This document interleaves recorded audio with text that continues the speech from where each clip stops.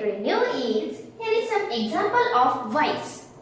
Just only identify the accurate passive voice. इथे काही sentence दिले आहेत, उदाहरण दिले आहे, यामधलं आपल्याला करेक्ट पॅसिव्ह वॉइस आयडेंटिफाय करायचं. चला शॉर्टकट ट्रिकने पटकन आयडेंटिफाय करून घेऊया. He was given a letter by her.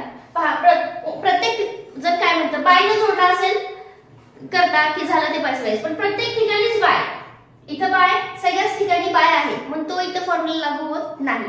Next, she was given a letter by her. She gives a letter by her. She gave a letter and she is giving a letter. One thing is there. तुम्ही लक्षात द्या की verb नेहमी passive voice मध्ये V3 form मध्ये येतो.